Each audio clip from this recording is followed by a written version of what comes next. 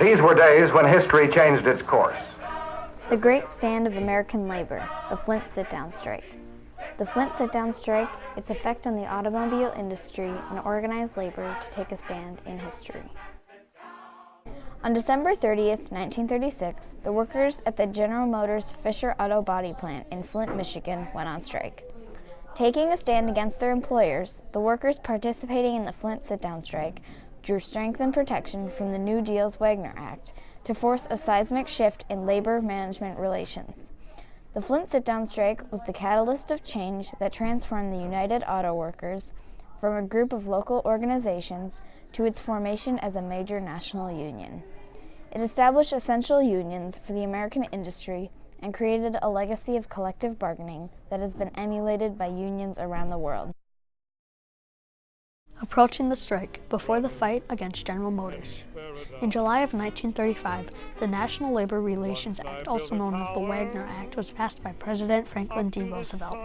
The purpose of this federal law was to give workers the right to create or join a labor organization to bargain collectively with their employer through representatives of their own choice.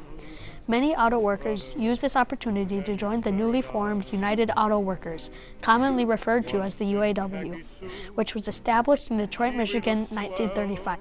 The UAW was not a large organization when it was first established. So the Flint sit-down strike emerged out of the conditions of the Great Depression, which meant that lots of workers lost their jobs altogether. Those that still had jobs were being made to work longer and longer hours for lower and lower pay. And so there was a lot of fear and anger and frustration on the part of workers. And then The Battle of the Union, interior perspective of the strike. On December 30th, 1936, workers at the Fisher Auto Body Plant in Flint, Michigan went on strike to fight against General Motors. The workers took over the plant and refused to leave. People in cars surrounded the plant to create a barrier from allowing the police to enter the building. On January 11, 1937, the Flint police tried to enter but were blocked by workers who were throwing car parts at them out of the windows. The police used tear gas and guns against them, injuring 14 people. Because women couldn't work in the plant, they helped by delivering food during the strike. They also broke windows for relief from the tear gas. The strike was supported by thousands of unionists around the country, and many historians consider this strike one of the most significant events in the history of labor movement. I think that the Flint sit-down strike was a big breakthrough in the auto industry, and so the core industries in the United States were all related to auto. Back in the 1930s, the number one employer in the United States was General Motors, and the auto industry was the most important industry. So everyone was interested because it was the most important industry. Sit-down strikes were gaining popularity in the 1930s. This is one strike that took place in a timber cutting plant in Minnesota. Timber workers were tired of their long days and low wages, so decided to go on strike. The first timber strike began on January 4th, 1937, and ended amicably, giving workers 8 hours a day, $70 per month, better working conditions, and recognized the union. Immediate impact post-strike events. The Flint sit-down strike was the first major victory for unionization in the U.S.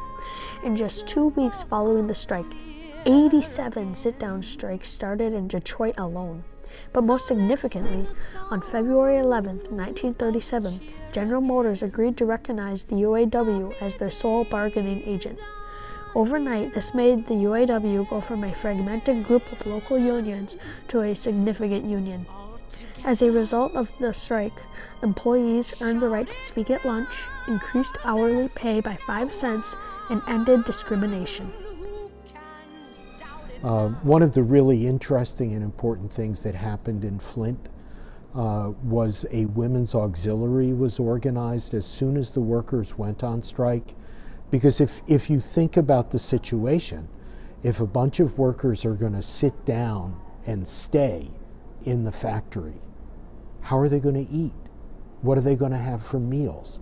What are all of the things that their families need to be doing that they're not there to participate in because they're in the factory? And the strike went on for weeks. And so the women organized in order to provide food to the men. And the women also organized in a very dramatic way to try to create a buffer in between the police department in Flint and the plant.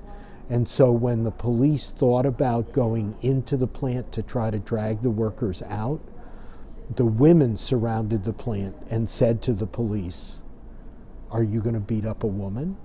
And they found a great deal of power in doing that. And so people really, both men and women, workers and their families, became aware that they were making history, that they were doing something really significant, that many people live a lifetime and never have that experience. And part of that is being part of a group that is doing that together. Lasting impact, the continued legacy. And the lesson that these brave workers teach us is that by organizing, we will have power, no matter who the president is. These workers scared the president, scared the Supreme Court into approving the National Labor Relations Act, scared the U.S. Steel into recognizing the Steelworkers Union, and set an example for all of us to follow. Greg Boswell. According to Peter Ratcliffe, the UAW soon reached a company-wide rather than plant-by-plant collective bargaining agreement with General Motors. They then sought similar company-wide contracts with Chrysler and Ford. As explained by Peter Ratcliffe, the UAW included every worker in the plant, not just the skilled or specific groups. Other unions began to see the value of industrial organizations, and they created the CIO, the Council of Industrial Organizations. This added more unions to the American industry. And so these unions really built a foundation in American society that lasted for 3 generations. But now in the second decade of the 21st century, we see the unions being cut down. We see many of these factories closing, being moved to Mexico or China or other places. And so that kind of economic stability and security that generations of blue-collar Americans had come to count on, that now that's disappearing today. And I think studying it today gives us a yardstick to look at what people's lives are like today and to measure what's needed today. What are the challenges that we face in the present and in the future?